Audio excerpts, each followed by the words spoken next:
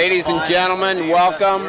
We are at the championship round of the JJ Classic, number 5. I have the privilege of calling the 15 matches that are going to be determining champions with my friend Lance Hughes. Hi Steve Elwood, how are you? Hello Lance, nice to be back in Rochester again. It's nice to have the wrestling season underway. Amen. Amen to that. Live at the JJ Classic. So what do you think, Steve? What are your big surprises? We're here to the finals now. We've seen a lot of number 1 and number 2s go down today, just right out of the chute. Trevor, I'm nervous to say his last name because Guy Lombardo, he was the number 1 seed here at 100 pounds, did not make it into the semifinals. Okay, looks like we're about ready to roll. We are ready to roll. Here. Israel Navarro from Wilmer and Curtis Lemaire from Prior Lake. Navarro's got the red shoes on, red ankle band. Lemaire's got the green ankle band.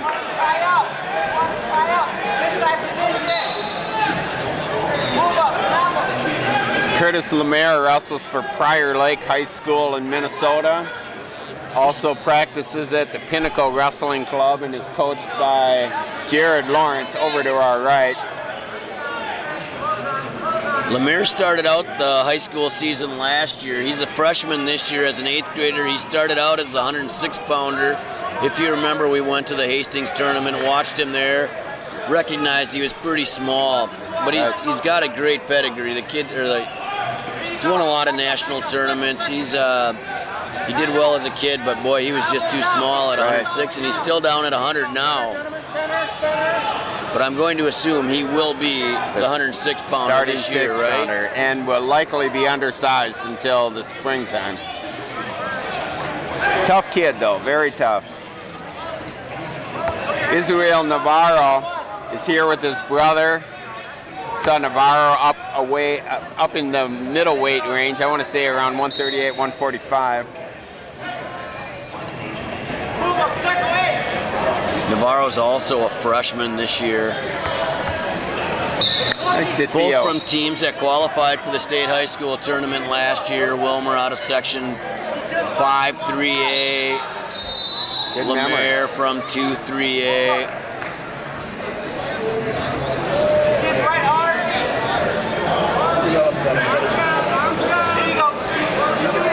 Navarro changing levels, going up and down. In on a 2-leg. Lemaire fights him off.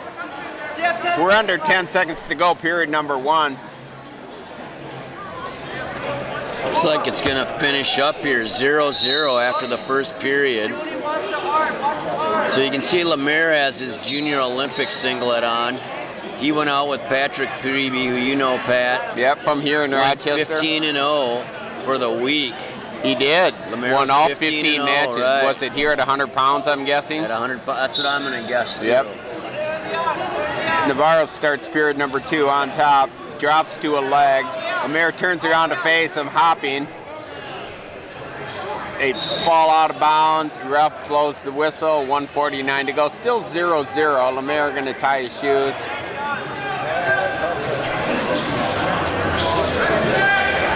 Navarro's long feet look like he is going to grow out of this weight class. They have totally opposite builds, don't they? One's long and lanky. Right.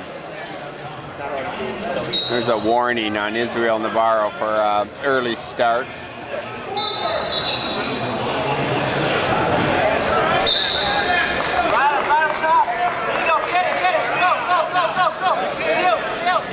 Nice return to the mat here by Navarro.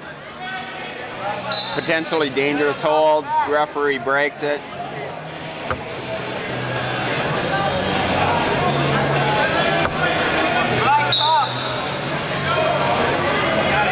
We had the chance to, nice escape here by Curtis Lemaire. Minute 30 to go. extra shove here by Navarro on the edge of the mat. This is a good test to see where Lemaire's at with his size. Right. Navarro got third in his section last year, so just missed out on the state tournament by a match. He did. Lemaire, of course, got knocked off the team, I suppose, when Little Smith went down to 106, right? Right. Smith got the big, leg. Yeah, Smith got the big pin against Aaron Dick in the team semifinals. Right, that was fun. Stunned the bench of St. Michael and completely made that duel into a, I think it was determined right there. Everybody, I think, you can see it. I think St. Michael thought that was their chance to score and maybe get some bonus points, and Dick ends up getting pinned. Lemaire was watching from the sidelines.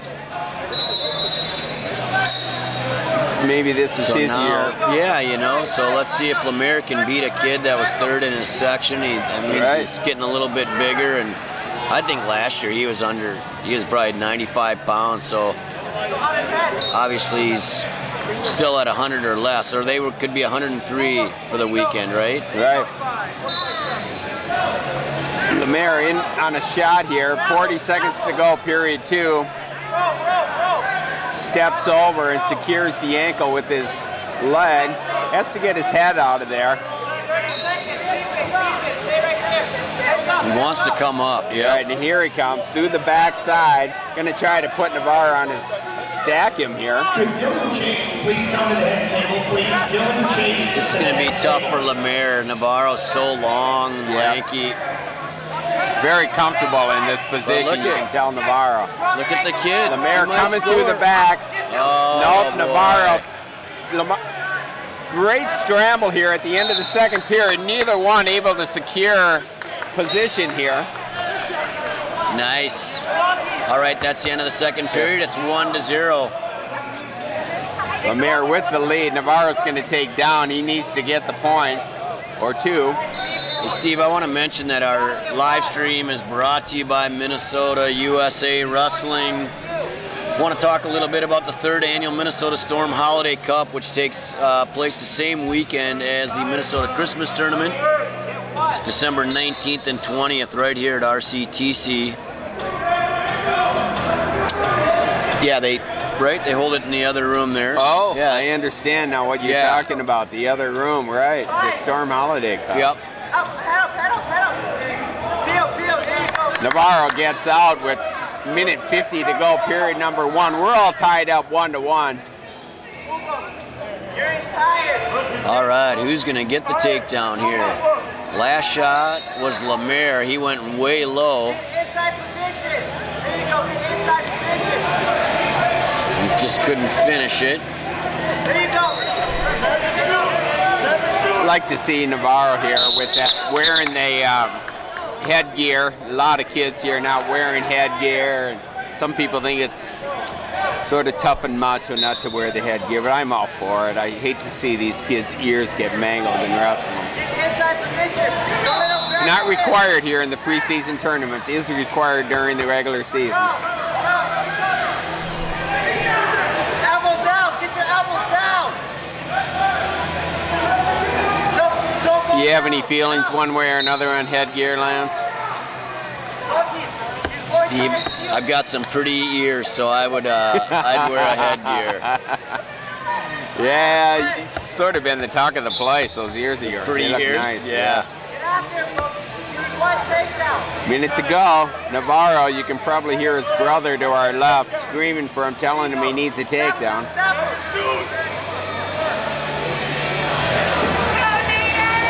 All right, so who's going to gut it out here with 45 seconds left and score? He just watch your elbow. He just watch your elbow. Watch it. Get one takedown. All right, so let's go. Let's see who's going to win this one. 1-1. This is the 100-pound championship. I haven't seen Curtis Lemaire do much here in this third period. It's like he's waiting for Navarro to come at him, which he does now.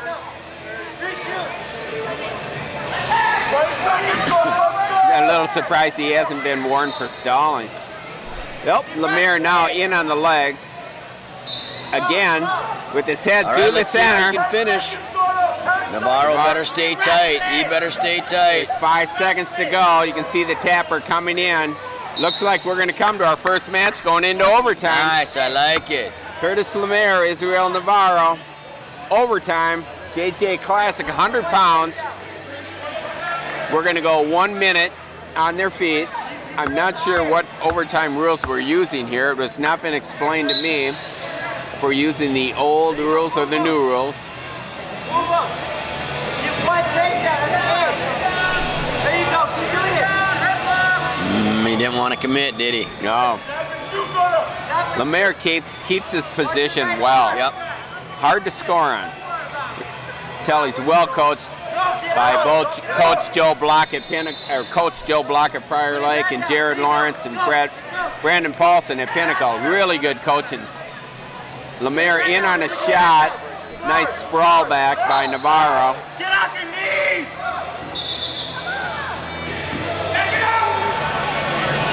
We haven't seen him tied up too much here. No, we haven't. All right. 16 seconds to go.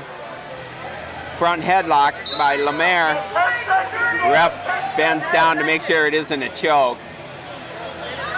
Lemaire trying to squeak around the back. Gets behind him and gets 2 points with 2 seconds to go in overtime. Curtis Lemaire. Good for Curtis Lemaire. He is your 100-pound champion at the JJ Classic. What a way to kick off our championship round here at the JJ Classic. Very nice win by Curtis Lemaire. All right, we're going to have you look into the camera and say your name. Say your name and school, please. Okay. Iowa, right? Can you say your name into the camera, please, and your school? We were wrong. Yeah. Denmark, Wisconsin. Okay. We've been saying Iowa. We're corrected. Yeah, that's right. Well, all right, good luck, guys. In our first match, we had a couple of young wrestlers from Minnesota. Now we got a pair from out of state. Nice. Brock Bergelen from Denmark, Wisconsin. Surprise finalist here. Knocked off Ethan Coda, who was the #2 seed in the semifinals. He gets Justin Portillo. Justin Portillo came in as the top seed here at 106, and we had a chance to watch him in the semifinals. Very tough wrestler. Pair of Portillos here in the tournament. 106, 113 pounds. Both came in as the top seeds. Joshua Portillo did not make the finals.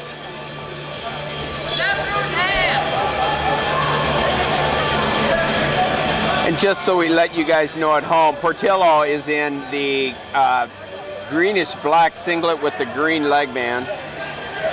Bergelen is wearing the red leg band with the multicolored blue singlet. So Portillo wrestles for the Class A Clarion Goldfish program, which I can't remember if they won the dual tournament or the individual team state tournament. But a good program nonetheless. They were in one of those two, you know they had to be good. Back to the center, 55 seconds to go, period #1.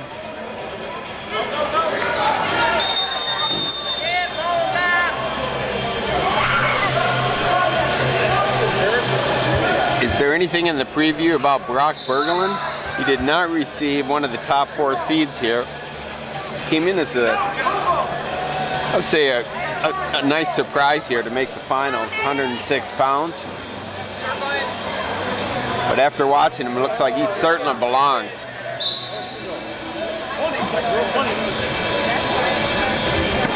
You know, Portillo drops and tried to reach in and look like a fireman carried. Unsuccessful, 12 seconds to go, back to the center, still 0-0. Second match in a row where it looks like period #1 is going to end 0-0.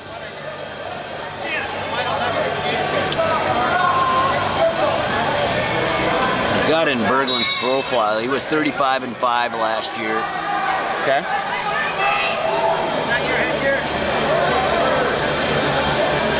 That's all I got. Okay, 35-5. 35 wins. Beat him to the left. Looks like he's wearing a Pennsylvania singlet. He's got, oh, very nice return to the mat by Justin Portilla. We felt that, and we could hear it.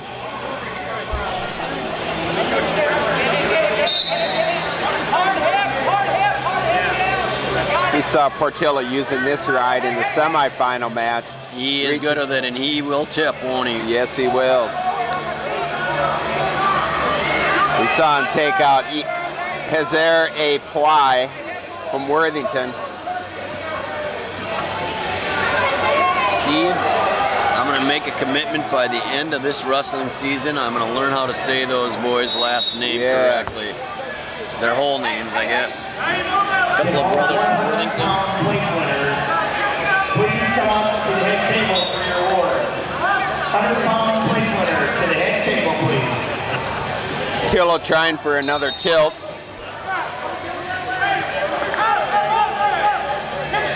Very tough on top. Berglund trying to fight away. Portilla drops to a knee, leg. Behind you. Wait to applause, chase your pass. Wait to applause, chase your pass.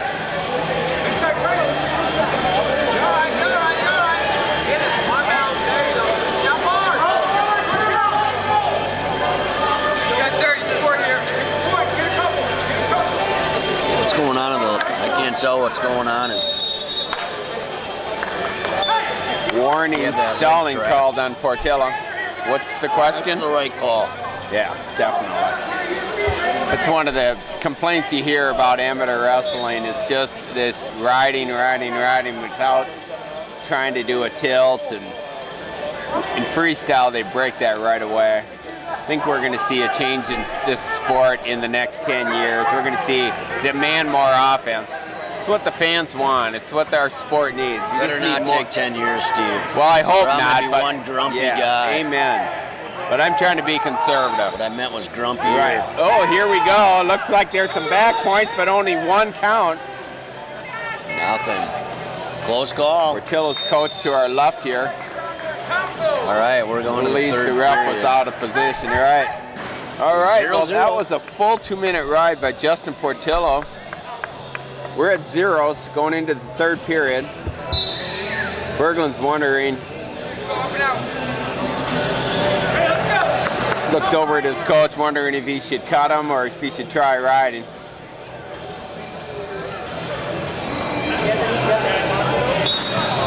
I think Berglund's got to feel good about being ridden for 2 minutes and never being tipped. Yes. In that whole 2 minutes. From what we saw out of Portillo in his first match, his earlier matches. On the other hand, he got rode for 2 minutes. And nobody feels good about being ridden for a full 2 minutes. Portillo's looking for a reversal here. He's coming out the backside. Nice scramble here. Almost. He was almost in position to spladle there, right, and get back points. But this is a fun little scramble here on the side of the mat. Minute 22 to go. Period number 3. We got ourselves 0-0. Justin Portillo from Iowa. Brock Bergel in Denmark, Wisconsin. Here's a second warning here on Bergel, and one more, and that's a point. All right, let's not have it a 1-0 match because of that.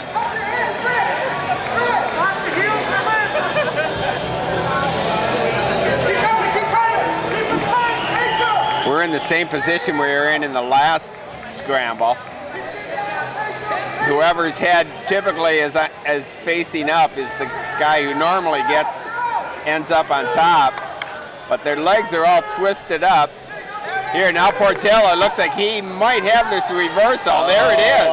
He gets the 2, and if he's going to give him 2, you better give it back. So there was back points in there. Portillo was fortunate to be awarded that takedown. I agree with you. Now, was there back points for that? I could have never gave him any. Well, the referee confirms there was 2 near falls.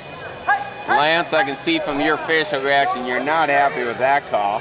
This coach over here is asking what back points? What back points? What takedown? What takedown? What back points? What reversal? I'd say just a takedown, and the wrong guy's probably ahead by 2 points now, but that's me. Right.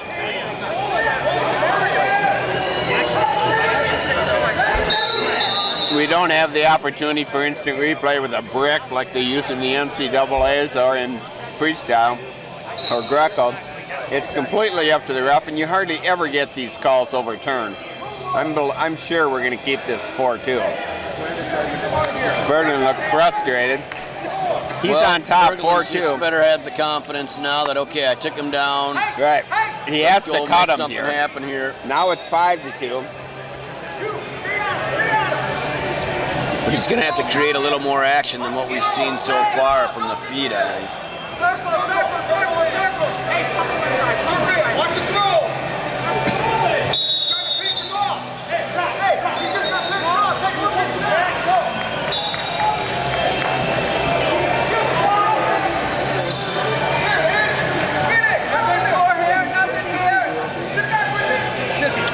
Portillo's in a nice spot here.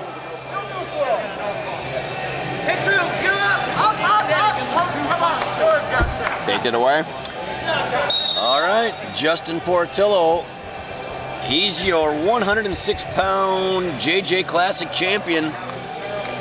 We need to get an announcer to let the fans know who is wrestling. Yeah. I wonder if I should go over and mention it to Andrew. How about you take the next match and I'm going to take a walk? You need a water or anything? No, are you going to mention anything to them? Okay, that'd be good. All right, here we are, 113 pounds. Championship match. Can I get you guys to come over? Say your name into the camera. Right in here.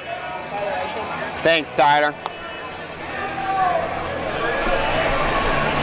You say your name into the camera, sir. All right, you guys heard it. This is Dominic LaJoy from Gaylord. I believe he's from Wisconsin. I have to verify that. Dominic LaJoy came in as the number 4 seed. The 1 seed was Joshua Portillo, brother of our champion at 106 pounds.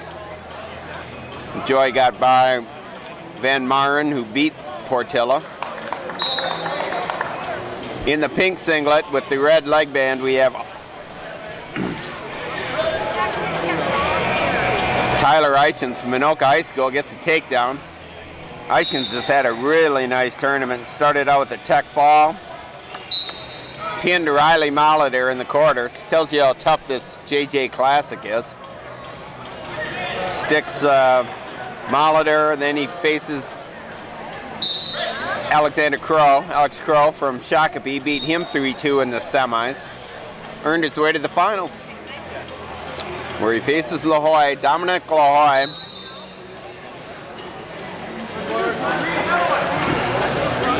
Eichens wrestles for Coach Todd Springer at Anoka, another Section 7 AAA school.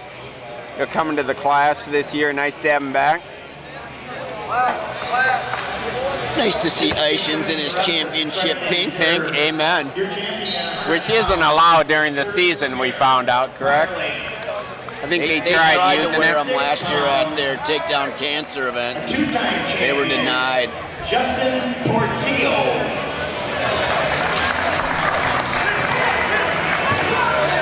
Eichens is in a headlock and he is in trouble. Bridges his way out, but he's on his back. He's in trouble. To survive this is going to take quite the effort. LaJoy has him in a really nice spot. 35 seconds left on the clock. Eichens is going to have to rock back and forth trying to get out of this. There's your fall. 27 seconds to go. Your champion, Dominic LaJoy. Steve, that's a little bit of youth. Okay. There is that J is not silent. It is LaJoy. I was corrected, I believe, by his dad. I think what Eichens might want to take out of that is don't be going looking for the easy fall yourself. Right. Because it put him in position to get pinned there. That's right. Out of a really tough 113-pound weight class, our champion from out of state is Dominic LaJoy. Certainly is in the conversation for OW for this tournament after that tough bracket.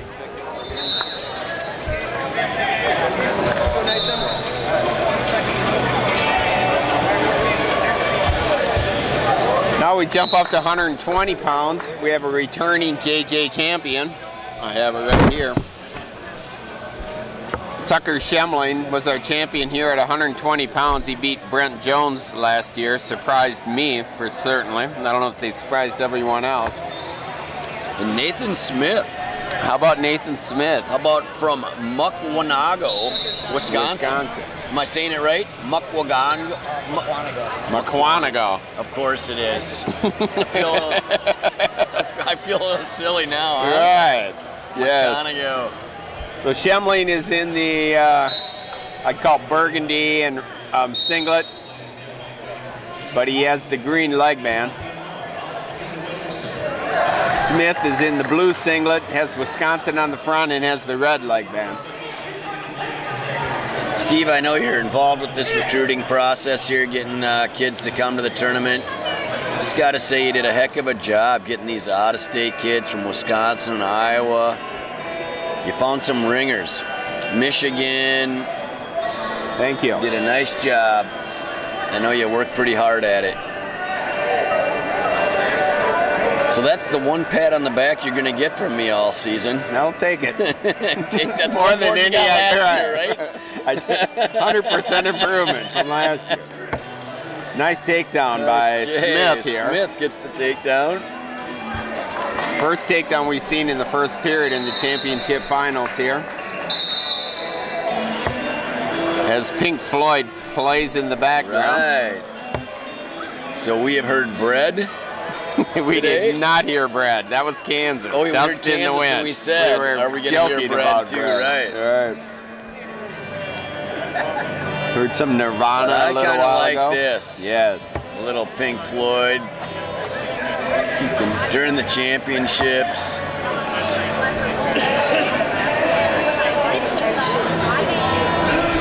So Nathan Smith, was there anything in the preview about Nathan Smith that we should know? The kid looks really tough. Well, he was the 3rd seed, so I'm going to say there's got to be something here. Running a really tough armbar on Tucker Schemling. We talked about Schemling in the semis. Tucker was champion here at the JJ Classic, and champion at the Rumble on the red. Ran the table during the season, spotless record. Showed up at the state tournament clearly as the favorite in AA.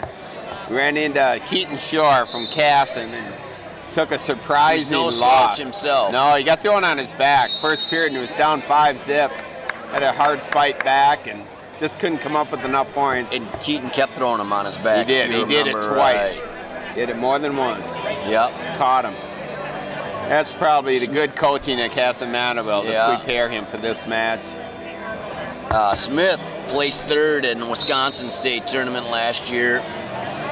Only had 3 losses. Tough kid. He looks good here, doesn't he? Yeah, very good. Schemling on top. He's down 2-0. Gave up the escape. Smith turns right around to face him.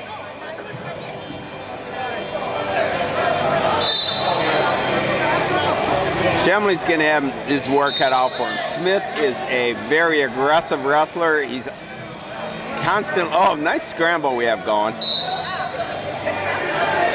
Justin Portillo, Clary Molto, and Brock Bertland of Denmark. Please come to the award stand. Referee Rick Rude, his arms spread wide open.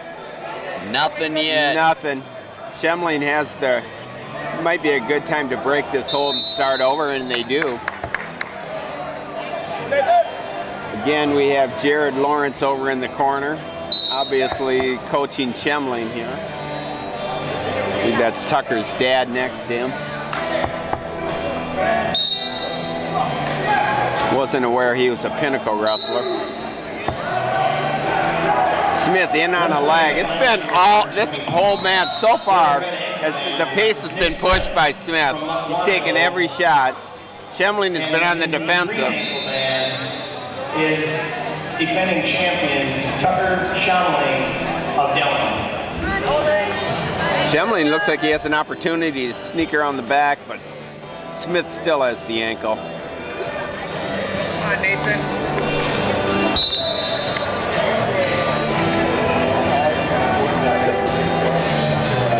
See this a lot in wrestling, where each guy has the other wrestler's ankles, and very seldom do you see somebody score this way. They keep rolling around back and forth, and when it just looks like one person's going to score, the other one stops it by turning the ankles and lifting up. Period 2 coming to an end, 3-0. Nathan Smith still in the lead.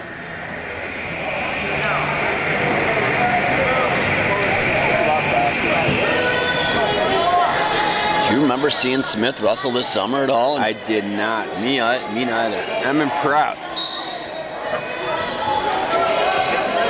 Breaks Schemling down. Schemling back up to his knees, on his haunches, tries to switch. Smith still riding tight on the hips. Crossface coming.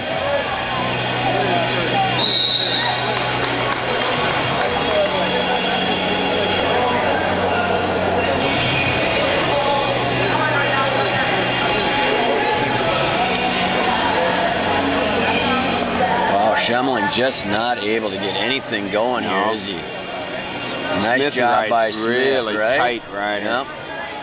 And strong.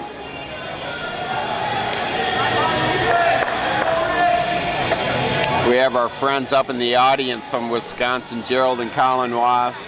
They'll go on record and say Wisconsin wrestling isn't anywhere near Minnesota, but I've seen a lot of good Wisconsin wrestlers here today, including young Nathan Smith here. Let's call those two guys out. How come they haven't told us anything about Smith until today? Look at the chest on the back of Tucker Schemling here. That's a lot of weight being pushing him forward.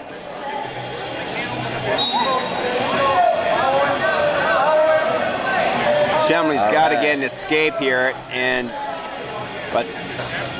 a takedown to tie with just under 30 seconds to go, and it doesn't look like that's going to happen. Nothing to do with that, is it? Nope, this has been all Nathan Smith. The score on the clock says 3-0, but it feels like a 10-0 match. Yeah. And we're not used to seeing Tucker getting worked over. Going right. Maybe this weight class is a little tough for him. Maybe it looks like he'll have to grow into it. I think we kind of mentioned that in the semis too. He just doesn't have that length advantage over kids like he did at 106. Right. And the strength is gone.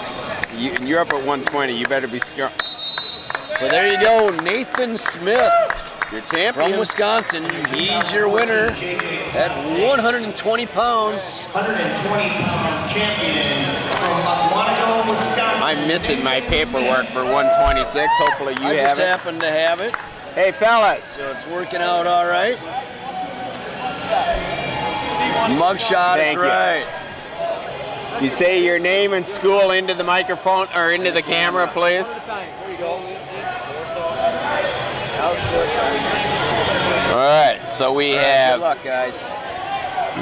We have Will Lucy, who came in as the 3 seed, another Wisconsin wrestler from Warsaw, Wisconsin. He's in the blue singlet, or he's from Illinois, excuse me. And his opponent here is Alex Lloyd from Shakopee, Minnesota. Alex Lloyd is one of the stars in Minnesota, or rising stars, we'll call him.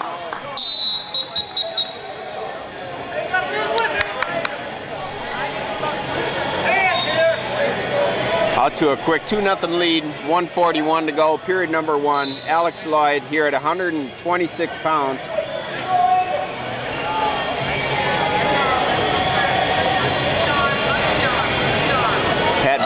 guitar playing in the background. Yeah.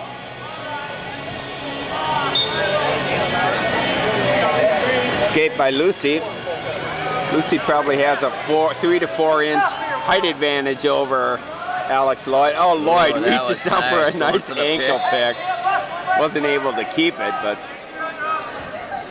wow, very nice. That's good technique right there. Great tech and strength.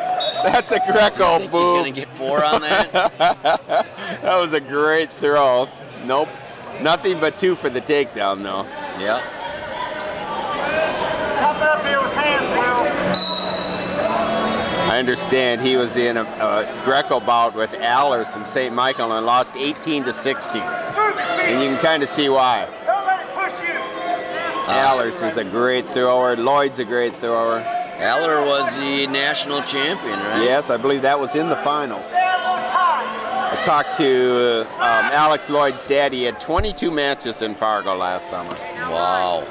Nice takedown again by Alex Lloyd. Well, in freestyle, we saw him get beat early, right? And he had that grueling. He had to wrestle all the way back. He did. Much longer hair then. He sure did. Yeah, the Minnesota boys are looking a little clean cut after coming home from Super Series. Owen Webster got his hair cut short. Mitch McKee, Alex Lloyd. Alex is grimacing a little bit. I think he's in a little pain. Looks like he took a shot to the groin. He's asking for a little time from the ref. He's ahead 6-2. He's a perfect size 120 pounder. On the shorter side, but all muscle.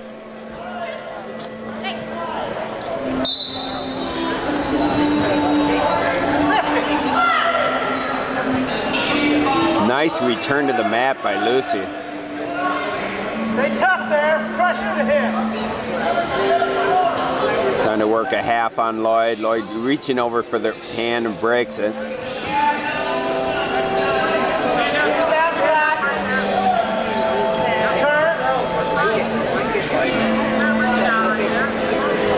Lloyd gets out, minute 30 to go. We're at 7-2. Lucy in on a nice leg here, lifting Alex Lloyd. Keep walking there. You're good there. You can see Lloyd's trying to come back through the back side here, grabbing the ankle. Kind of things we saw in the previous match. The feeling we're going to see some scrambling going on here. You hear Lloyd is going to tip straight backwards here. There you go. Hips up. He can't score with holding onto those ankles, and I'm glad to see the ref break that. That could have gone on for a long time. Keep the pressure on. Pace.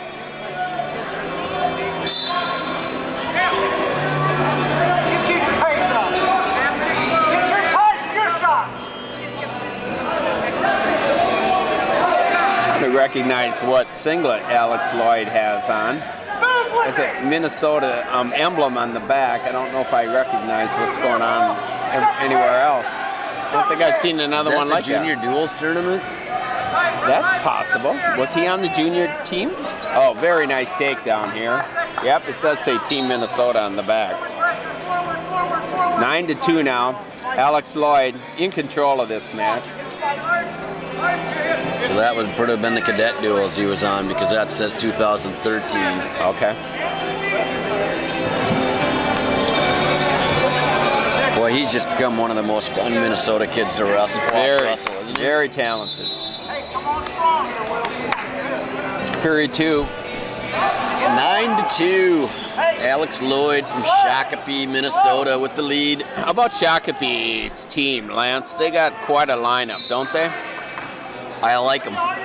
They're good. Brent Jones, the Crows. How about Pretty tough kid up at 160, state champion last year. Owen Webster talked about his hair earlier. little Sam Webster? Is he going to be the 106 pounder? Is he going to be big enough? Possibly. Get out of the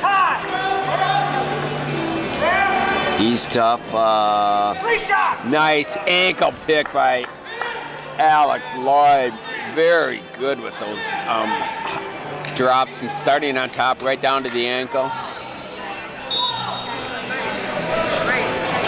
Lloyd putting on a clinic here. Be interesting to see where he ends up. Now we got Led Zeppelin. My goodness, we got classic rock going all day is here. Mike Schultz Look at this. picking the music over there or what? It looks like 2 for some back points, 13-3. All of a sudden, Lloyd's turned it on. Right. It's a whole different match.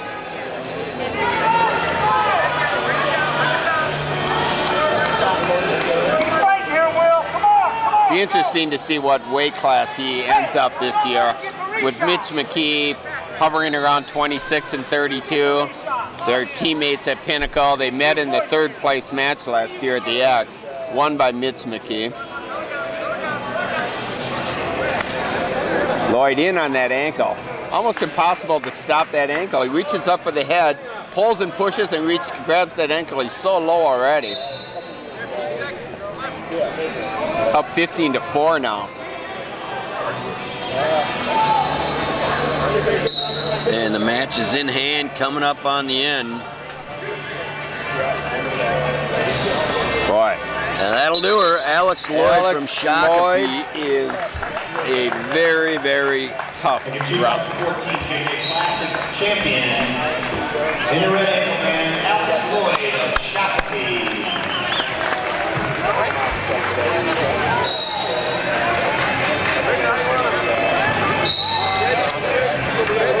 Sam, can you come over into the camera and say your name and your school?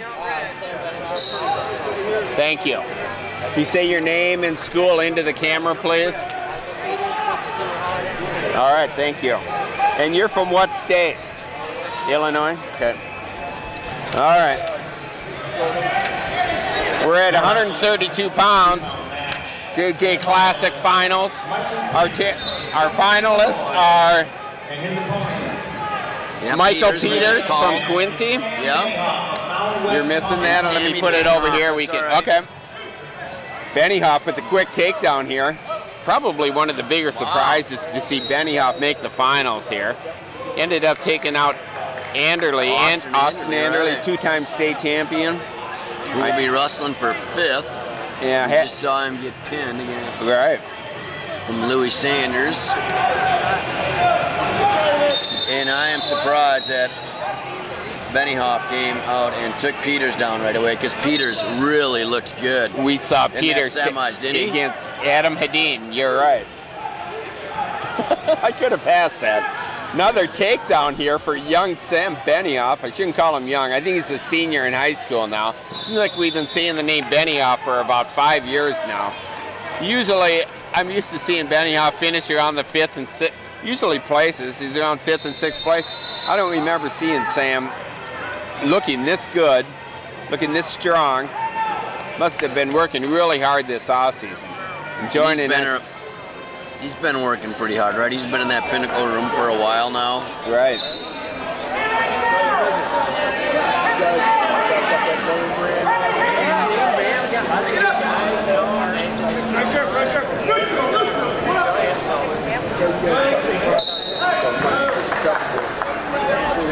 It's really tough guys in this bracket. We have Louis Sanders, 2-time state champion.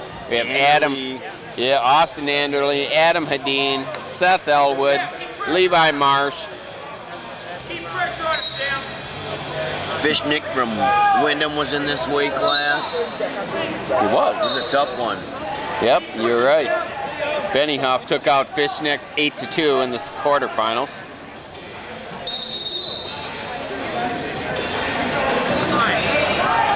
Scores 4-2, 2 takedowns and 2 escapes. 28 seconds to go, period number 1. Sam Benioff.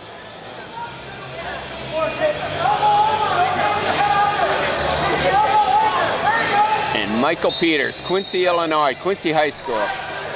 Wearing a California singlet.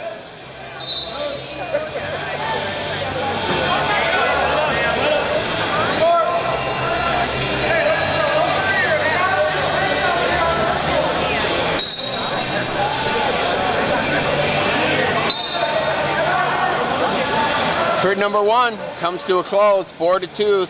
Your leader, Sam Benioff from Mound West Tonka.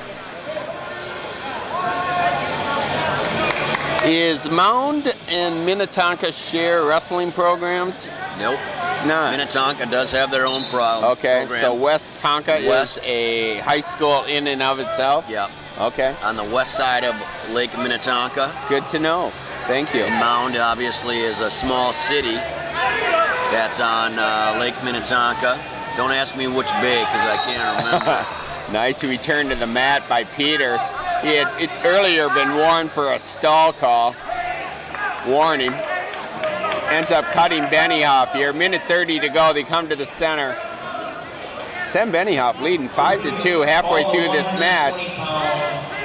Nice block on a shot by Peters. Table, please. Pick up your reward. $120 to the head table.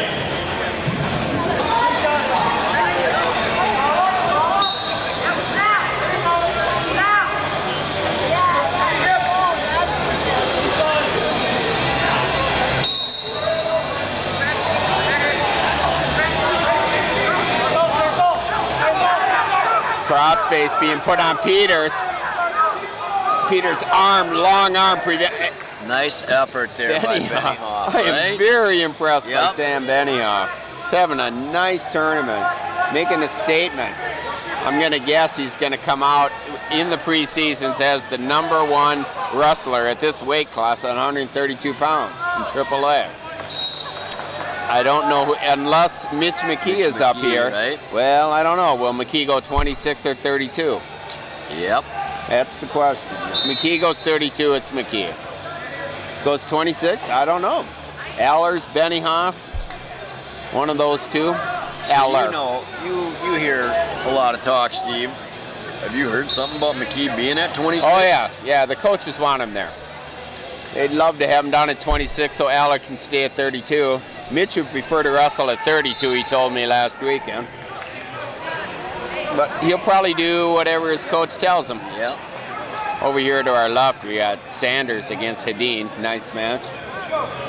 JJ Classic is just full of good wrestlers. And this weight class has been the most fun, right? I think so. You got to see some of the good AAA kids wrestle the good A kids. I think 13 and 32, top to bottom, are the two toughest. Oh my goodness! Drop Peters. Peterson lands on his head. It looks like he might be in some pain. Hopefully he's all right. Yeah. He's not moving much here. Certainly shook up. Probably seeing stars. I remember when I used to wrestle a couple of times when I'd get my bell rung like that, and man, now they're very careful with these kind of things. Yeah. Making sure there's not a concussion.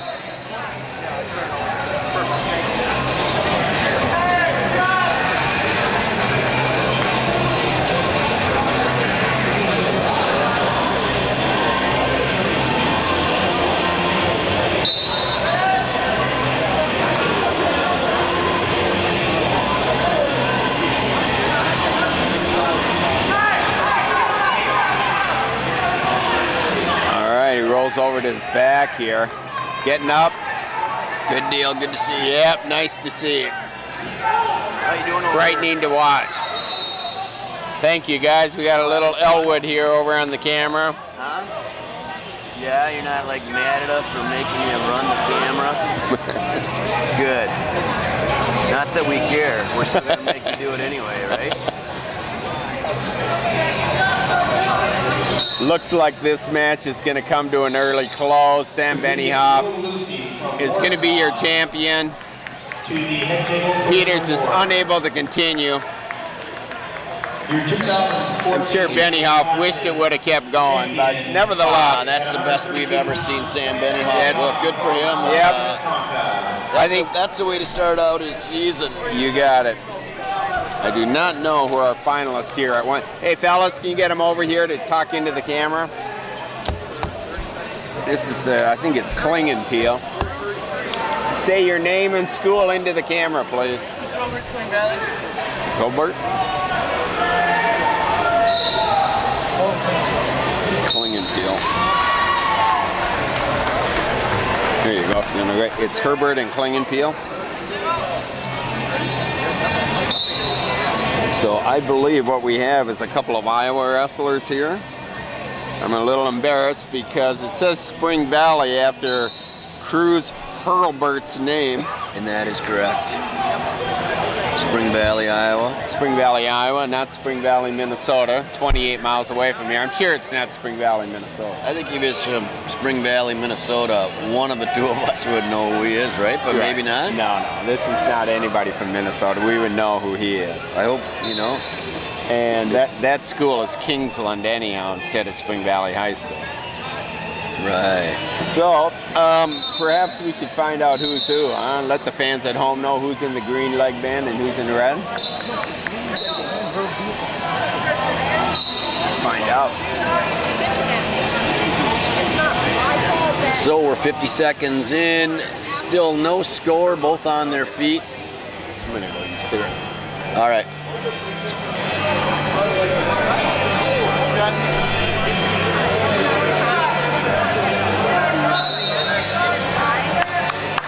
That's 2 red. Wrestling 138-pound championship match, Cruz Herberts of Spring Valley, Wisconsin, and his opponent. All right, sorry about that. So Klingenpeel gets the takedown. It's 2-0. High school in Iowa.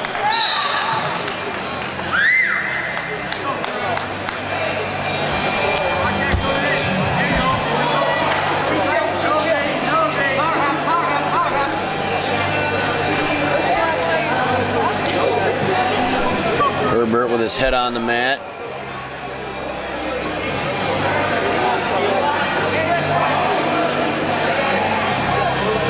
Looking for a little action here.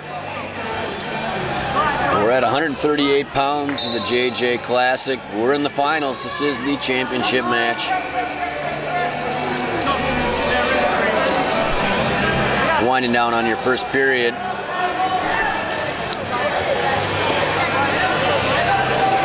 And Colton Klingenpeel is going to take a 2-0 lead into the second period.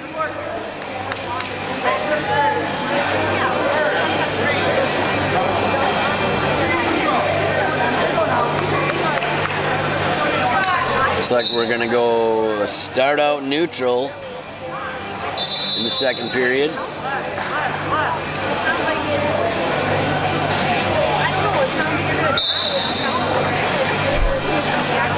Again, we've got Cruz Herbert. He is in the white singlet. And Colton Klingenpeel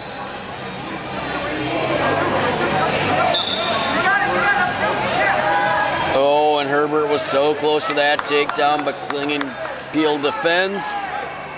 Klingenpeel with the takedown. It's 4-0.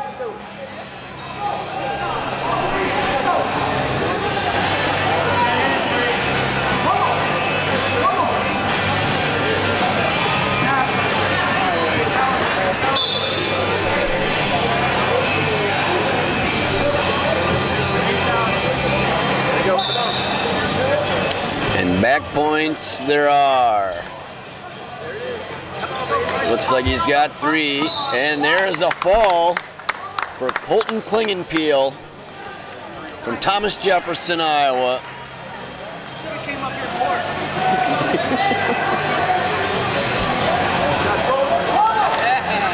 Hey, that's not Cedar Rapids, Jefferson. Excuse me. What high school would that be then? It's Thomas Jefferson, but he's in Council Bluffs. He's in Council Bluffs, okay. Thank you. Yep. Nice match. You look good. Thanks for coming. It's about time. Nice job. All right. Can you say it into the microphone, into the, right there? Say your name and, thank you, Griffin, awesome. All right, here we go. This Stroker. is Stroker. Fresh Stroker, this is Bettendorf, Iowa.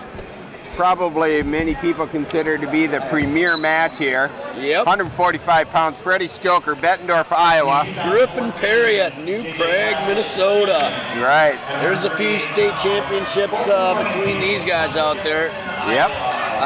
Count them 5. I think Perriott is a one-time champion. Won his first one last year. You're right. He was a runner-up as an 8th grader, finished 3rd as a 9th grader, won his first as a sophomore. Freddie finished as a runner-up as a freshman and has been the champion the last 2 years. Only has 3 losses his entire Iowa career. Stroker, that is there's 2 for Griffin Perriott, gets the takedown over Stroker.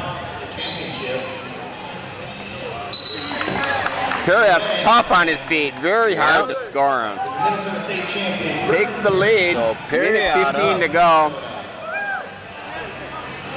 And in the green ankle band, future Gopher, Freddie Stroker of Bettendorf, Iowa. Stroker out, and it's 2-1 favor of Griffin Perriott. Perriott comes in here after a nice showing at the Super 32. Made it all the way to the semis, almost beat Michael Kemmerer from Franklin Regional, who we'll see at the Ironman in about a month. And we'll see in black and gold, huh? Yep, at Iowa. Yep, after his senior season. Joining Vincenzo Josephs from PAA, both coming to Iowa. Freddie from Iowa decided to become a Gopher to the delight of our wrestling fans here. I think a lot of the fans that are down here to see Freddie Stroker.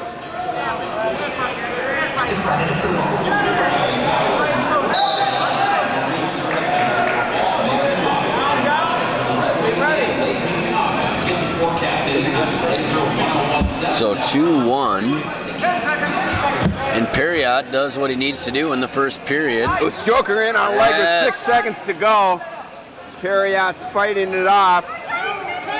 There's 2 with 1 second to go. They gave him the 2, just like that. Hey, they put the wrong score on the clock, guys. It's that was 2 green, not 2 red. Okay, so So it's Stroker now 3-2. leads Stroker 3-2. explodes at the end of the period. That was a huge move. It's winning. Kadeen. It's 5-3. Yeah. All right, period number 2. Griffin Perriott is going to be down. He's down by a point. Relaxed a little too much at the end of that first period and gave up a takedown. Escaped, and we're all tied up at 3s, Lance. Looks like we're in for a treat.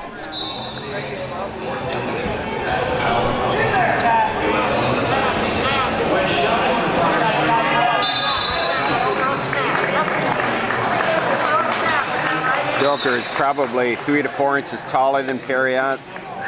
Perriott's a little thicker. Boy, Perriott is thick, isn't he? Yeah, especially through the chest area.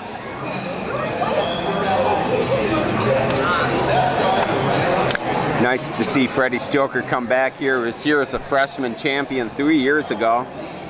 He's participated in the last 2 Who's number 1s. Beat Seth Gross a year ago. And this season he took a close loss to Vincenzo Joseph. 3-2. Oh, reaches in.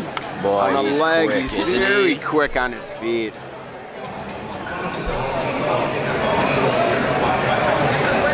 Perriott keeps his position nicely.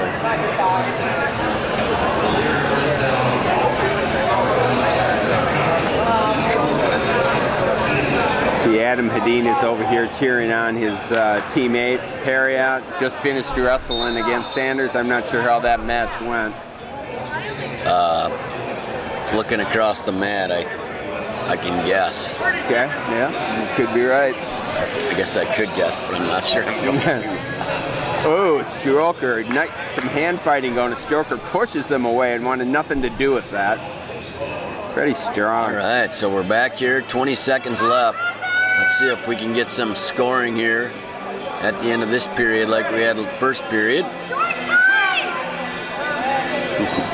Here's Griffin Perriott's mother behind us. I heard she's rather animated. Turned around to take a peek.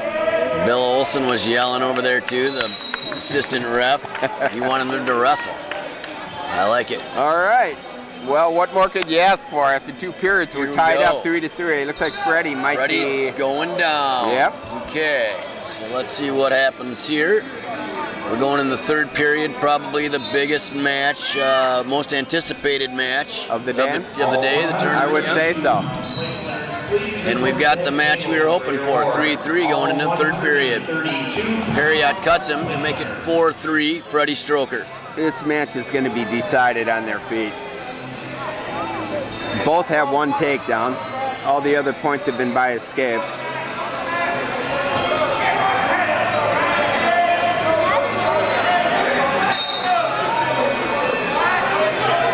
Stoker's projected 157 college at Minnesota Gophers. He and Bobby Stevenson both here representing the incoming class. Larry Early is in that class. You're missing one other one. The Carson Brownsa, yep, who will be next yep. at 152 pounds. Yep. Nice to see him. Still 4-3 here. Is there another tough kid in that class? Stroker has that nice, long, quick reach. Perriott has to be careful.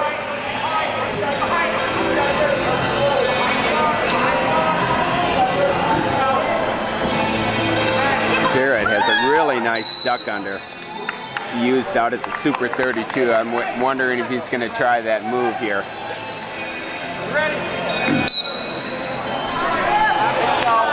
That was interesting, him getting down low like that, yeah. huh? Stroker in on the leg. Beautiful move. See if Perriott can fight that off. He's in a tough spot here. Stroker comes out through the back. He has Perriott in a tough position. Great takedown by Freddie Stroker. Takes a 6-3 lead. Making a statement here.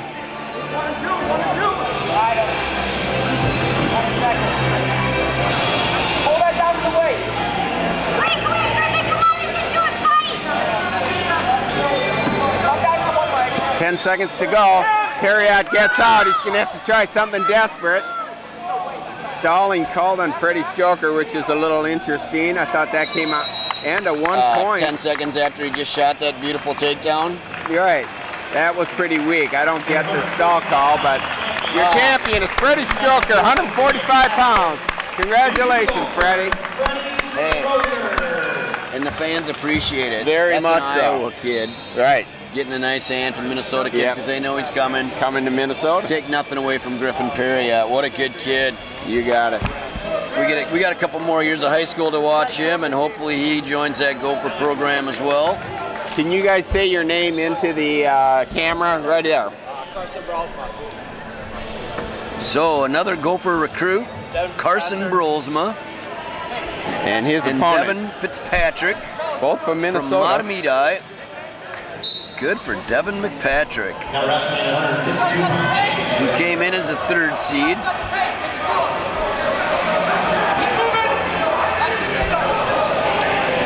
Carson, I'm going to make sure I say this right. Brolsma, yep. state runner-up last year. Yep. Correct? I believe he may have lost to Dayton Racer in the championship match. Oh no, Racer left. It was not Dayton Racer. In the You red just couldn't get through the tournament without saying his name, even though he's not here, could ya? No. And now Dayton Racer is going to be at Bettendorf. He's going to high school at Bettendorf, Iowa, right? Who's that? Dayton Racer. Yes, he is. So he's going to be part of that program. We're going to get to see him up here Up at the class. at the Clash. That's correct.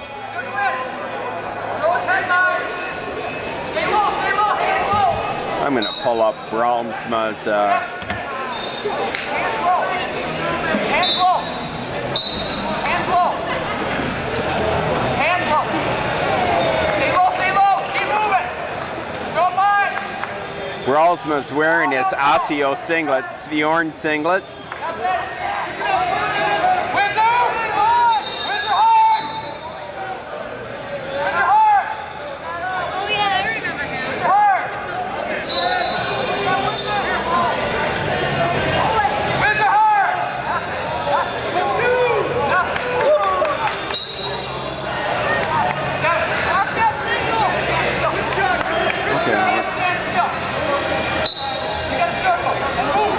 So Fitzpatrick placed at the state tournament. I don't remember what he placed, but last year he did place the Minnesota State tournament.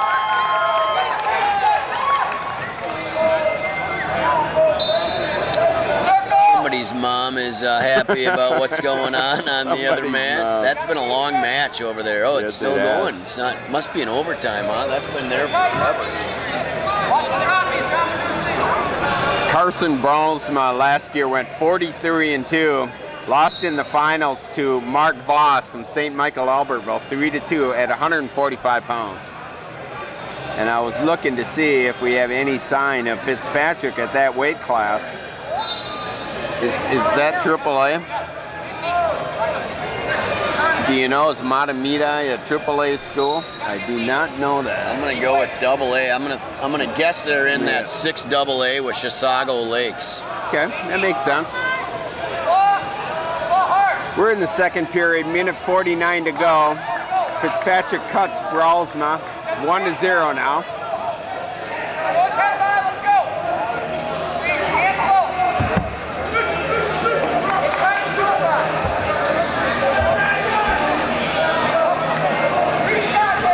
Nice fireman carry by Bralsma, beautiful. Puts him right to his back. 2 more back points. Called by head referee Bill Olson, who also happens to be the head referee for the class. Sharing duties here with Mr. Erickson,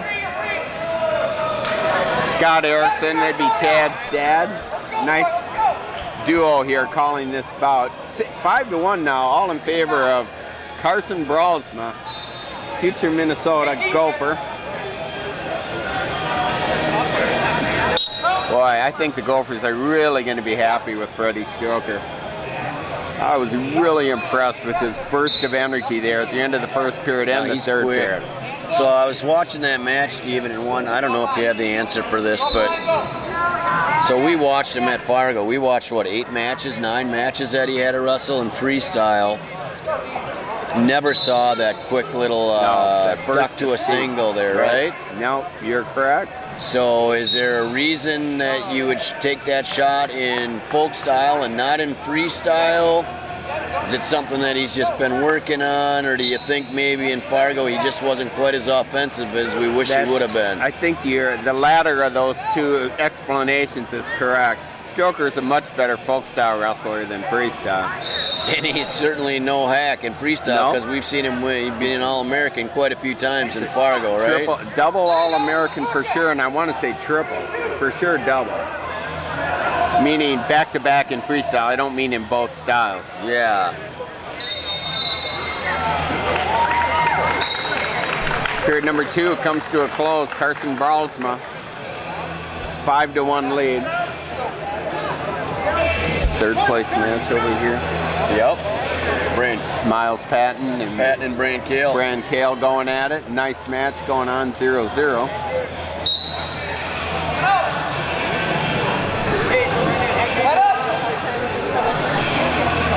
Well, I like Carson Bralsma. Just been tough in all 3 positions here. We haven't seen him on bottom. Haven't had the chance yet, but from on top and on his feet, he's tough. There's a sweet takedown. Very nice. That was pretty as it gets, right? Nice. A double ankle pick there. Right. You know, there's a lot of people talking about him like, okay, he's our find. He's the right. Maybe not as high a profile wrestler by any means as Stroker, but people say he could be that diamond in the rough. Right. The other wrestler that recently verbally committed is Riley Streifel, who earlier had committed to North Dakota. Now he's going to be a Gopher up at 197 or heavyweight range. It's to be a disappointment to Roger Kish. I'm assuming from what we saw when we saw him in Fargo and talked to him, he's not going to be 197 anymore, is he? He is going to try to be a heavyweight at the U? That's what I understand. Good. Well, let's face it. He is about as close to being as physical as anybody we know of from Minnesota that models Tony Nelson. Boy, he was tough in Fargo. Finished All-American. Looked great. I believe he finished 4th at the state tournament. He got knocked out by Gable Stevenson in the semis, but I'd like to see that match again.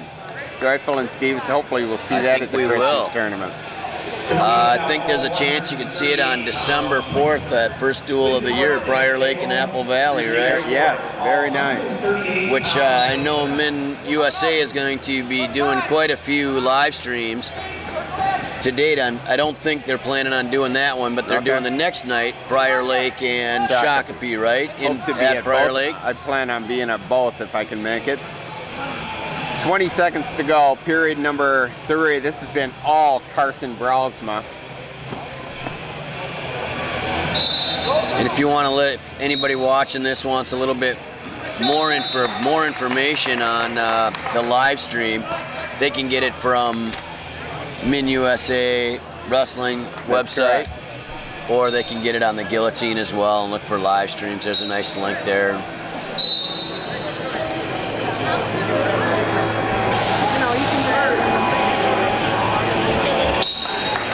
So Brolsma is your winner, 7-2. Carson Brolsma, Osseo, Minnesota. And 152 pounds. He wins it at 152. Future golfer Carson Brolsma. All right, Steve, here comes your guy. You guys come over, check in and say your name and school into the camera. Aim it up at them, guys. Owatonna is in the house. We're going to interview you about your uniform too afterwards, all right? Very nice. Lance, I knew you were going to... You knew I was going to crack off to Moen? You know, He's an Owatonna kid. We know he can take it, right? Yep. Very nice. I like his wrestling uniform. Now wrestling in the 160. So here we go. We have Colton Carlson, top seed from Wilmar. Brandon Moen of Owatonna. And Brandon Moen, Owatonna. Correct. Moen's been on the scene for quite a while. I think he's a sophomore now, right? And he was making all kinds of noise as a 7th and 8th grader. Wrestled varsity in 7th grade for Owatonna.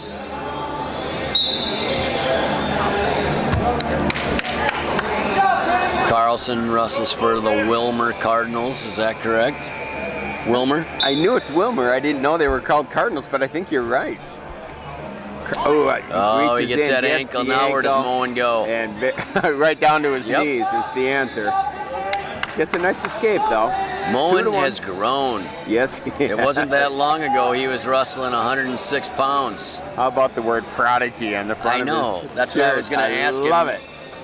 When I said we'd ask him about it, I wanted to know, is that a brand prodigy? Is that his way of saying that he is a self-proclaimed prodigy? Well, the prodigy. I saw his dad, Jason, earlier, so if he walks by, maybe we'll grab him and ask him what the deal is. Yeah. Mark Hall is known as the prodigy here in Minnesota. Yes. Oh, Carlson, very nice takedown. He's had 2 nice takedown moves here in the first period. Jumps out to a 4-1 lead. In fact, Steve, that's Brandon's dad. Probably even the people watching at home can see him straight across the camera in the corner of the mat where it's facing now, with his arms crossed and the blue hat. Okay. The beard? With a beard. That'd be Brandon's father. Okay. Carlson looks confident. He does. This is I'm impressed with Brandon getting to the finals. I am too. I really thought, boy, 3 years ago I thought Brandon might be win a few state championships, and he just hasn't gotten into the right weight class. He's had some bad breaks and things just haven't worked out. Well, it's possible we're seeing these 2 are both in AAA. Yep. They'll both be ranked high.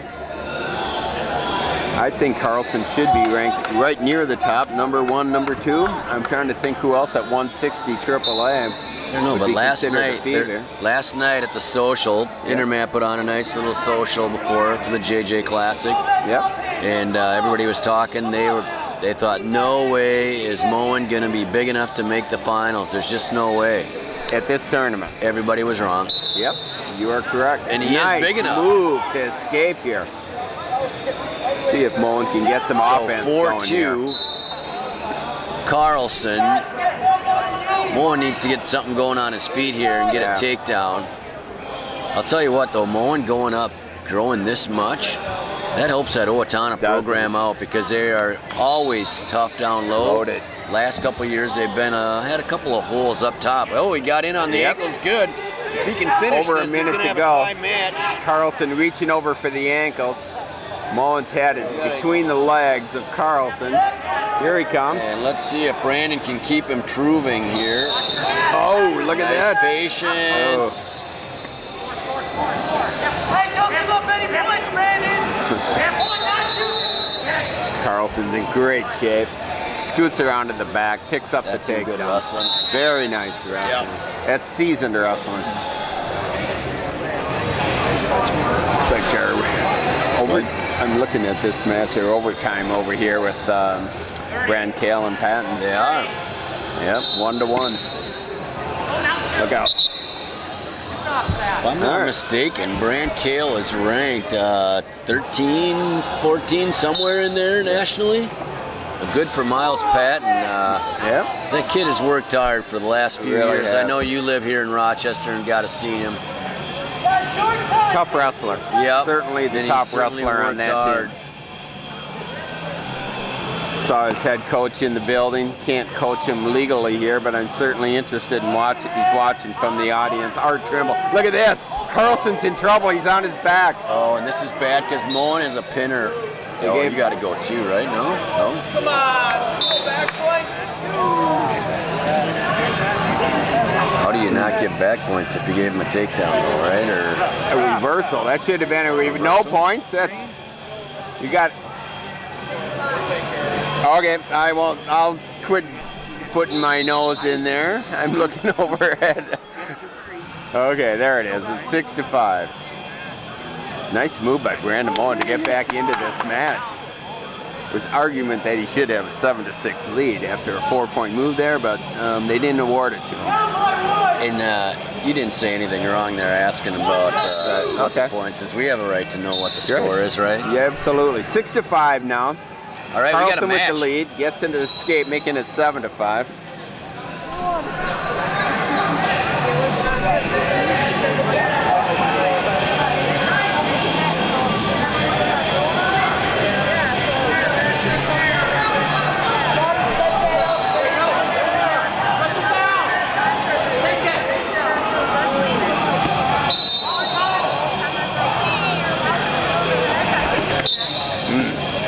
Nice snap by Carlson's quick, isn't he? He is. I like the looks of Colton Carlson. Brand Kale ended up with an overtime win over Patton. Nice match, though. Awesome. All right, 7-5, third period, minute 15 to go. We're on our feet here, center of the mat. All right, Carlson's Brandon's been need to get pushing off his his action. heels a little bit here. He's, looks like he's either getting tired or something, but yep, he's on his heels. He has not had any offense from his feet at all. He has been lifting some weights and growing. Tries a quick ankle pick. Almost caught Colton Carlson. Sleeping there. Oh, he's in on a single. But good hips by Colton Carlson, right? Yes. He has him on a side cradle. Moen's in trouble. Certainly going to give up 2. So that makes it 9-5 with Carlson's takedown.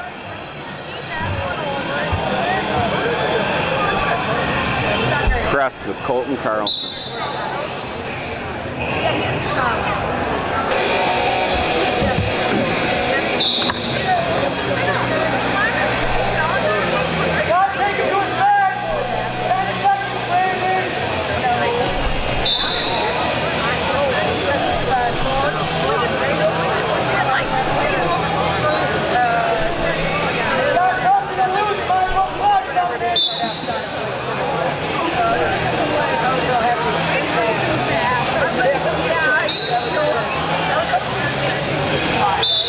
There we go. No points awarded. And your 2014 JJ Classic champion from Wilmer, Colton Carlson. And in case you didn't hear it from the in-house announcer, Colton Carlson is your 160-pound JJ Classic champion. You're going to get Brandon over here after a loss like that to talk about the word prodigy there, or give him a little rest perhaps? I think we're going to give him some space. All right. See who we got here. Me and Cameron are going back to the hotel. You are? Yeah. How are you going to get there? We're getting Okay. When do you want your ride? when should we get it? When do you want it? Order it anytime. Probably what's your number? I'm going to call him. I'll just come to pick you up at that hotel. You got to give me the time. Let me just ask her. All right. You got it. Hey, thanks for coming. All right. Appreciate it. If you didn't award it till right at the end and didn't think control was there, then that's the right call, right? That's what you know. You got to make the call and you got to live with it. And 20 people could have 20 different opinions on it, right? All right, here we go, 170 pounds. We got one of the most well-known wrestlers in the United States, perhaps pound for pound, the best wrestler according to Flo, Mark Hall. 4-time state champion from Apple Valley. He's a junior. Coming in here is the clear favorite. His opponent is Jacob Halshag.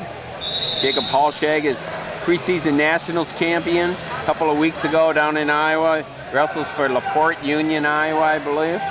We get to see him again, right? Yep, he'll be here at the Clash in about a month.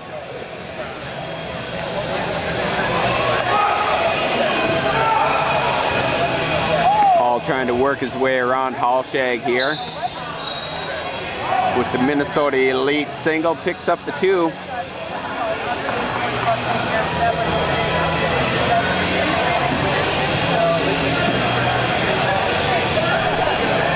Wrestling the championship match at 170 pounds. In the red end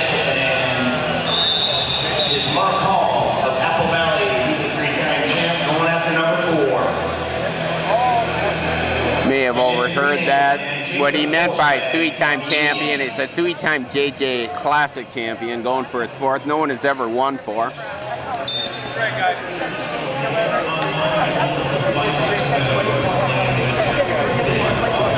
Bobby Stevenson will be going for his 3rd later on at 195 pounds.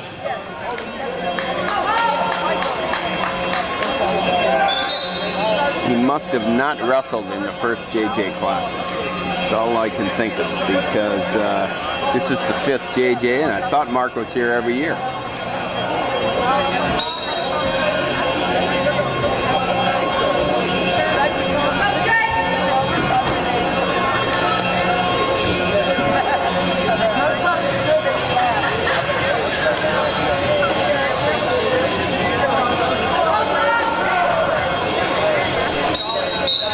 Most of the fans know Hall was in Who's Number 1 a couple of weeks ago against Anthony Valencia. How'd he do? You wrestle all right? He did okay. Won a 10-2. I'd say put a spanking on Anthony Valencia. And this Anthony Valencia you speak of, he's all right too? Not bad. At the time, considered the top high schooler in the United States. But Mark Hall proved otherwise. I jest, because they might be the 2 best high school kids in the state, or in the country, right? Maybe. I think Zahid might have passed his brother up a little bit. He did now after that loss, but before that probably certainly was those Anthony 2, had been on quite a roll, no question about it. Nobody really knew how good Zahid would be up at 182. Because he went up from 32 to 82. You got it, 50-pound weight, 50-pound gain in 1 season. And Mark Hall laid a spanking on absolutely Anthony, right? Yes, he did. I was kind of hoping that Anthony might get the bug and say, I better go take another match with Hall and fly up here from California, but I guess he didn't think that was in his best interest, darn it. Yep. 3-0, Mark Hall halfway through this match with the 124 mark, 2nd period. It's only 3-0.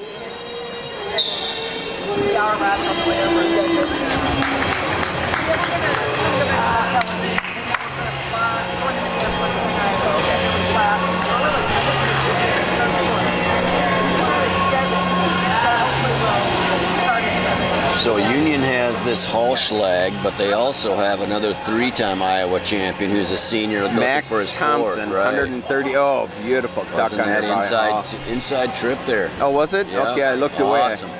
Okay. He's gonna cut him. I looked away. I thought he was going for a duck.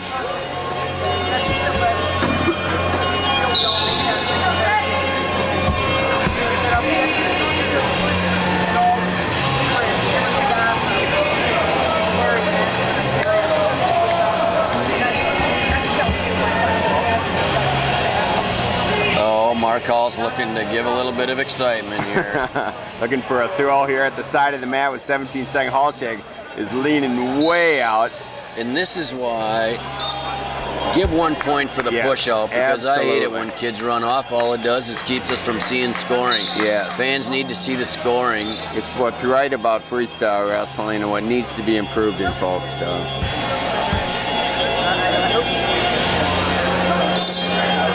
All right, period number 2 comes to a close. Mark Hall, 5-1.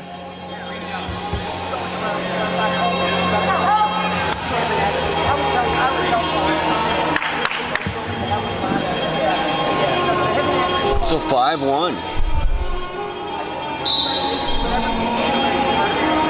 No back points by Hall yet. Yeah.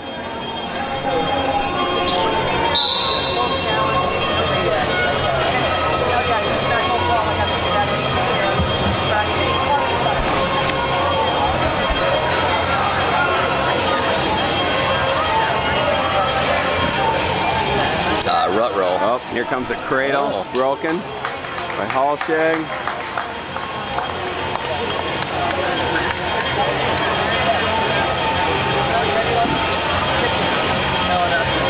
Hallschlag's in a position to get a reverse, but looks not like with Hall's his going to hang on. Knows he's in position to get stalemate there.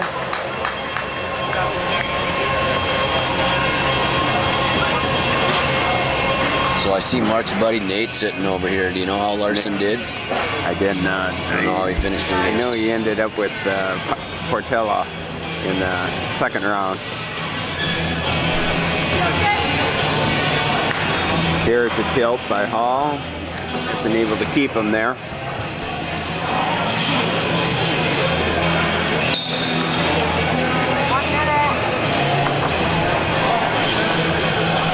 Mark Hall has about 6 or 7 high school losses, none of them to Minnesota high school wrestlers. He's lost at the Cheesehead a couple of times. Ben Whitford beat him there. Brian Murphy beat him there. Took a loss as Bruno Rossi here at the class when he's an 8th grader, I believe. Brandon, Florida. Brandon, Florida. All 3 of those guys are wrestling NCAA in the starting lineup right now. Oh boy. Except for Whitford. Ben Whitford did not, he was signed at Michigan. Never did enter the campus. 10 seconds to go here. Are we going to see him surface somewhere else? Doesn't sound like it, does it? Not. That's too bad. Quite a talent. He was quite a fun kid to watch, wasn't he? All right, your champion, 170 pounds, Mark Hall, Apple Valley.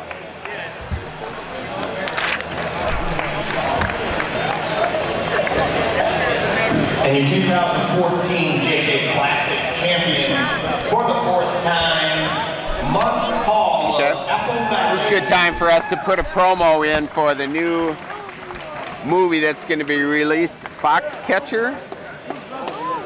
Foxcatcher is the story of, you bet. Good wrestling, Griffin. Great job. Thanks for coming. Go get that deer. I want those guys to come over here and check in. Okay. At any rate, that movie will be released later on here in November. Say your name into the camera. Sam Grove. Wrestling for the championship at 182 pounds in the green ankle man, Tim Christensen. All right, so I have a question. Tim Christensen, Albert Lee, Sam Grove, Moorhead. Samuel Grove. How do I not know anything about Tim Christensen being from Albert Lee? It is a surprise. He's in your section too. Yes, he is. I feel like All I'm 152 trying to make a throw here on Grove. 52-pound place winners, please report to the head table for your awards. well, regardless. 52-pound award winners. Welcome to the finals, you two guys. Let's see what happens here. You know, Grove's talked about every preseason, like, okay, this is his year. This is when it's going to happen. So let's see if he can start it out by winning a JJ Classic, or let's see if it's going to go to Tim Christensen here from Albert Lee. Albert Lee is Albert Section Lee 1 area. AA. Double A now. Yep, they were in AAA for the longest time. Yep. Recently moved over to AA. So now they're with Cass and Manorville. They are. One of those teams had to have moved out of AAA, or out of AA, moved to AAA. Would that have been Farmington? Farmington came from a totally different section No, they did. Okay. to 1-3A. Okay. Austin, I believe, was in AA. They were in AAA, went to AA for 2 years, and now they're back in AAA, aren't they? Yes. Good answer. Because I think Albert Lee was always opting Here we go. up. Christensen in gets a nice takedown right at the end of He the is mat. put together, too. Very nice. Very strong. 2-0, Tim Christensen, Albert Lee area. 160 pounds. Albert Lee. To the head table to receive your award. 160-pound place winner. 90 and the 94, then they could go north. 94, then they have 21. Let's see, Danny. It's not snowing out yet. You're not heading home because it's starting to snow. No, I'm going to Garth. You're going to Garth. Got Danny Zilke, assistant coach in Prior Lake, over here saying goodbye. He's on his way to Garth Brooks. Going to be plowing snow later this week, he says. That Prior Lake program, those guys have too much fun. I'm telling Going you. to see Garth. Good for him. All right, period number 2. Grove is going to be on top here. He's down 2-0. Christensen easily gets out. 5-second mark. 3-0. Impressed with Tim Christensen. I haven't seen him wrestle all day. I don't. Looks, I get now that looks tough. didn't we call Owatonna Albert Lee last year at We did. Owatonna's gym, and We did. No, that was you and Dan. Zambroda Dan Oh, did yeah, that. that's I did right. not You make were that not. duo. You had Oh, look something at this. going He's on. in tight again. Very nice takedown again from Tim Christensen. Jumps out to a 5-0 lead.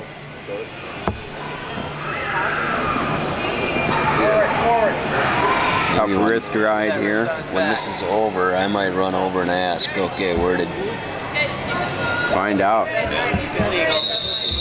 I don't recall him in the state tournament last year. I'm going to look it up though, just to see. Let's take a guess. He had been about one.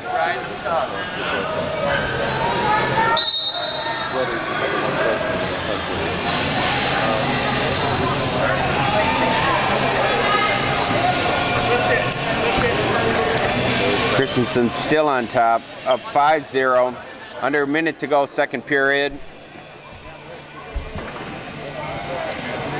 Good time to let you folks know at home there'll be a lot of live stream wrestling going on this season. Every weekend, Dave Peterson and company will be at some high-profile match. We hope to be a part of most of them. Grove got an escape here, 5-1, 35 seconds to go. I got a little scoop.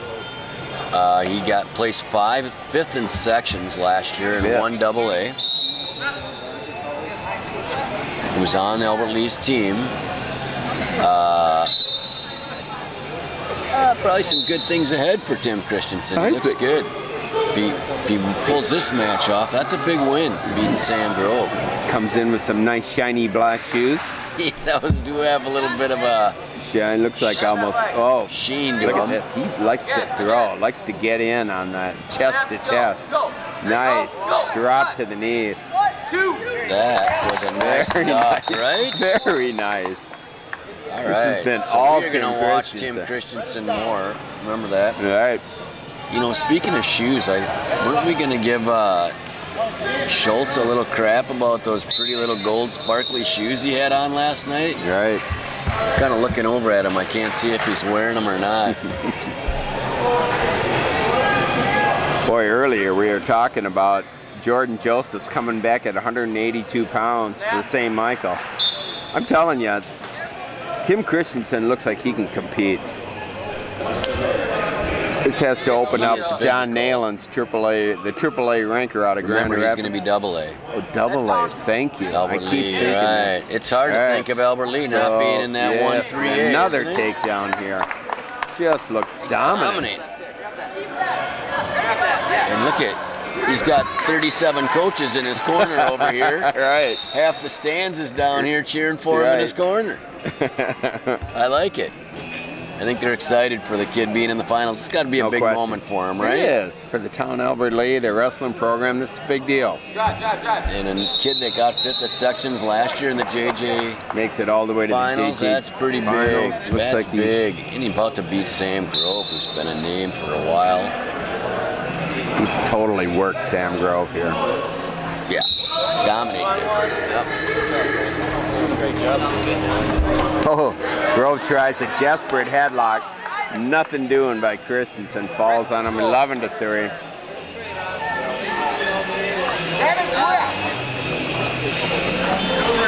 Come up, come up. Who's the head coach at Albert Lee? Do you know? Scar left a year ago or 2 years ago, right? I think he's still with the program, if I remember, but that's a good question.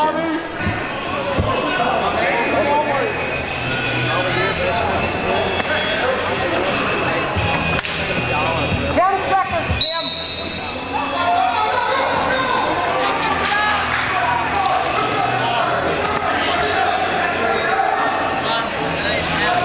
Guess I'm hearing that Christian. That'll do her, huh? 11-3. Champion Tim Christensen, Albert Lee area, Minnesota. That's impressive.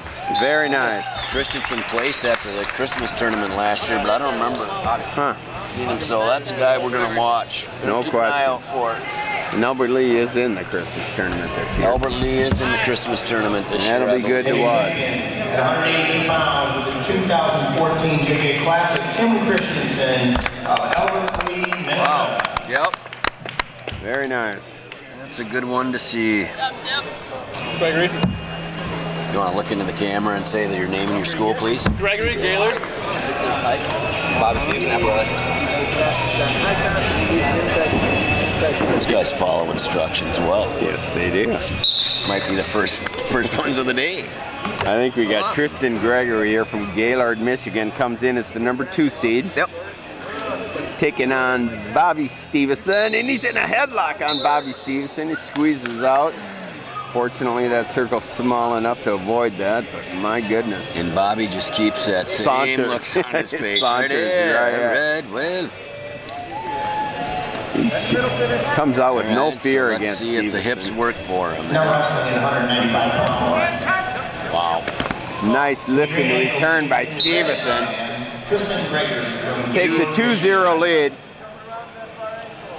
And in the green ankle band, it's actually going to be the red ankle band, will be Bobby Stevenson, future Gopher, 2-time JJ champ. What's up with Bobby? Bobby Stevenson. Oh, I thought he had one green sock on and one red just to play with everybody, but he's got green socks on, so it looks like he has one of each, right? Stevenson picking up another takedown and releases Gregory. He did this in the semifinal match. I believe he had 14 takedowns for 27 points. Got a tech fall. 27 to 11. Math again. Let's see. Did he score 29? I thought he said 14 too, but if he had 14 takedowns, we're going to give that 28 points. Oh. 14 times 2. 14 times 2 is 28. There goes our high math again. Right. We know why you're impressed out there.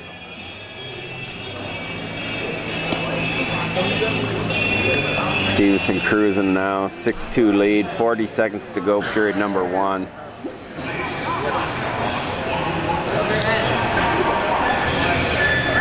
It was about a year ago at this time we were talking about Bobby and wondering what his prospects looked like. Saw him at the Christmas, and I can remember we weren't completely blown away by him. A year ago here, right? You're right.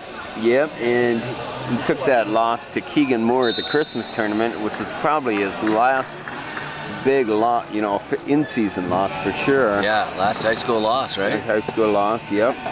I'll be surprised if he takes another one this year. Can we get all 100? I guess it could happen at the Clash. It could happen. Well, I take that back. He'll have a big match 170-pound place at 195 pounds at the Christmas tournament with Lance Bennick. If they meet, you bet. Well, that's the one a lot of people pay for. Yeah, they're number 1 against number 3 in the nation. If I'm a Minnesota wrestling fan, I think I come down for that Christmas You tournament. gotta just for come that down match, for right? that Christmas tournament. You got it. A lot of people thought Bennick should have been a Gopher, and nobody seems too upset that Bobby's is the Gopher instead of Lance. No disrespect to Mr. Bennick. Bennick would have been a fine starter there. But he chose Arizona State. 8-3. Look at that. That offense of Stevenson is impressive. And it's the defense that causes that offense, right? Look at this. Oh, boy. And Gregory is not very happy. Stevenson smiles, pushes him off to the side. Gregory does not appreciate the, what I'll call a little embarrassment. Coach is trying to cool him, or the referee's trying to cool him down. Don't want to see any shenanigans here.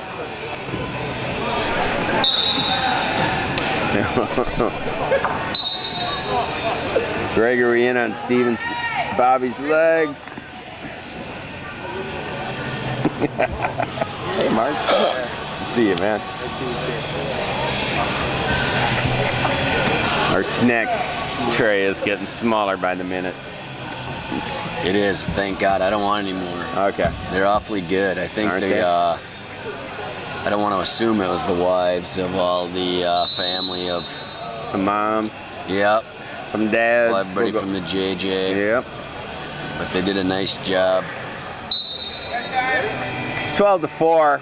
Second period, minute 23 to go. It's been all Bobby Stevenson.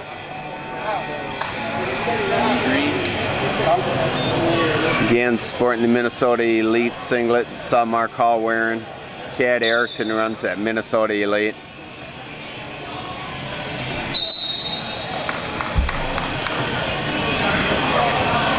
Bobby is a physical wrestler. Oh. Just physical, and you can see just he's totally the frustration, yeah, right? On everybody's face that wrestles him. That's that same look. Not much you can do. It just keeps coming at you in your face. I mean, he's built for the Big Ten. Wrestles like he's a Big Ten wrestler. Keeps the same demeanor throughout the whole match. Are we done here? We are done, and I'm not sure why. It looks like that would have been an injury default. Yep. Yeah. In your 2014, I think he wanted nothing more to do with causes emotions to come into play. Yeah, I think so. So I think he had seen enough of that match and wasn't gonna. Maybe for the best. Yep, probably good to see that. So match. nice. Now we move from Gable, Bobby to Gable Stevenson. Hey, Gable, you want to come on over? Can you both guys of you? come on over and put your names in here? You want to look on the camera here and just.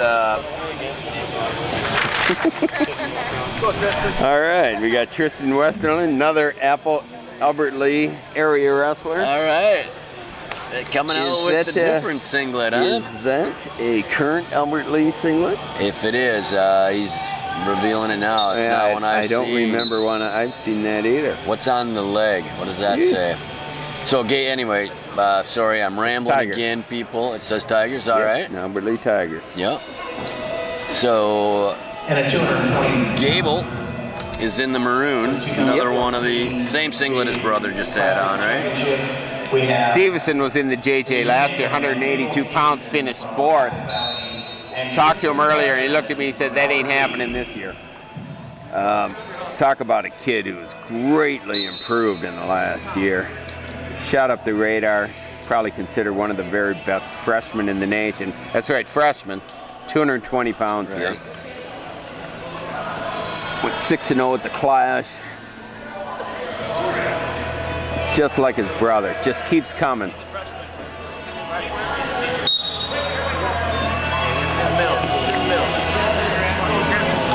I believe Westerland's a senior. Brawlers. Yes, they are. 1 minute. Gable in on a leg. gets the takedown with 52 seconds to go, up 2-0. Steve, we're going to order a new green leg band. So that one doesn't get used in the clash, right? I don't think it's made it through one period on one wrestler yet. Right.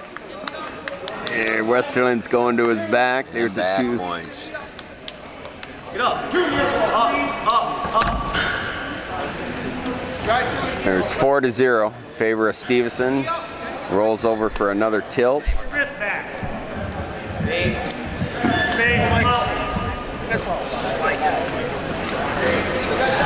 We saw Bennett get just as frustrated against Bobby up at Fargo at the end of the match. He was angry, not happy about the way Bobby was wrestling, but I love the way Bobby wrestles. That is exactly it's part of his game plan, right? It is. It gets him frustrated. It takes more energy out of your opponent. That is exactly right.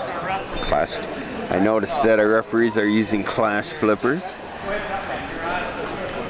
Bill Olson creates those and gives them all to the referees and the coaches. I think the coaches, for sure the referees that come to the clash. Minute 52, period number 2, 4-0. Gable Stevenson picks up another 2 points. 7-0. Looking for some more back points. I don't believe we have a heavyweight division here, do we? Okay, and this will be our last match. Right. Still got some fans in the stands. Want to see what Stevenson looks like.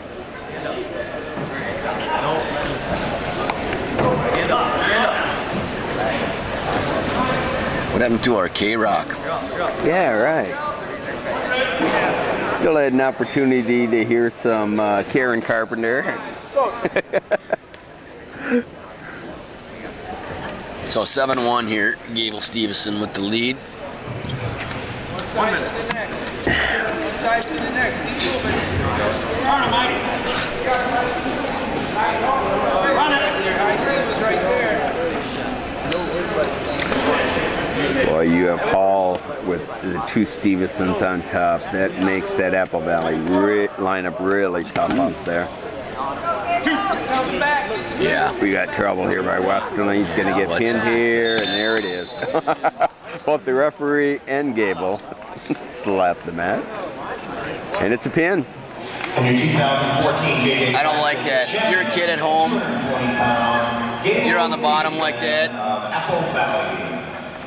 You mean giving up? Yes. Not finishing? Should have finished. Yep. I don't He like gave it. up. Yep. All right. So Gable Stevenson wins Your champion. 220 pounds. He's your champ this year. Congratulations, Gable. Did what he said he was going to do. And he did. Yep.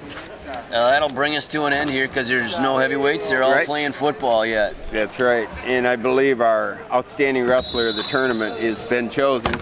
Freddie Stroker is going to be chosen as the OW. Somebody come over and tell you that? Andrew Hips told me that he has been chosen. Well, wanted to wait till the last match is over. I have to agree with it. Yep, That's I think a good it's one. the right call. It looked very good. I got to say goodbye to a few folks. We're going to sign off. Sign off. Thanks much. It was a blast. It was a blast.